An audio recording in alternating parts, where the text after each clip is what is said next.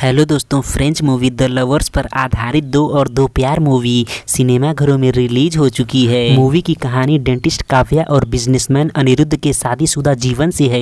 ये जोड़ा पिछले 12 सालों से शादीशुदा है। अनिरुद्ध ने काव्या के घरवालों की मर्जी के खिलाफ उसे भगाकर शादी की थी और शादी के कुछ सालों तक दोनों की विवाहित जिंदगी बहुत ही मजेदार रूप से कट रही थी।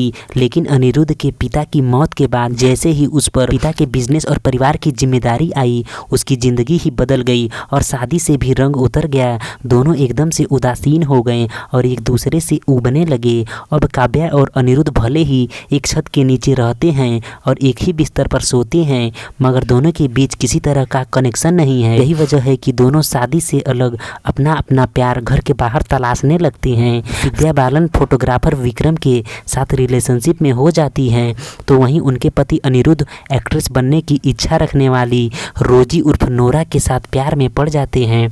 काव्या और अनिरुद्ध इसी कश्मकश में हैं कि एक दूसरे को अपने रिलेशनशिप के बारे में बताकर कैसे अपनी शादी का द एंड किया जाए।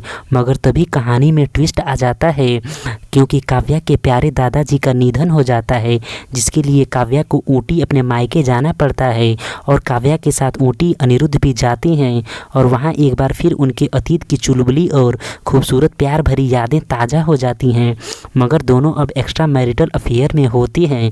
अब काव्या और अनिरुद्ध अपने पार्टनर को चुनेंगे या अपनी शादी को बनाए रखेंगे, यही सब आपको इस मूवी के अंदर दिखाया जाएगा। मूवी का फर्स्ट हाफ काफ़ी शानदार है, जबकि सेकेंड हाफ में कहानी थोड़ी खींची हुई लगती है। फिल्म के डायरेक्टर ने पिता पुत्री के ट्रैक की जटिलता और आत्मीयता को बहुत ही खूबसूरती से बुना है, मगर दूसरी तरफ विक्रम और नोरा की बैक स्टोरी को उपेक्षित कर दी गई है। प्री क्लाइमैक्स में रिश्तों का फाइनल वर्डिक्ट देने में भी मूवी के डायरेक्टर ने काफ़ी जल्दबाजी कर दी है और आप सोच में पड़ जाएंगे कि क्या रिश्तों से निकलना इतना आसान होता है। एक्टिंग का पावर हाउस कहे जाने वाली विद्या बालन के ऊपर फिल्म की पूरी जिम्मेदारी है, जिसको उन्होंने बहुत ही उम्दा तरीके से निभाया है। उन्होंने अपनी रोमानियत, चुलबुलेपन और इंटेंसिटी से लोगों को बहुत ही प्रभावित किया है।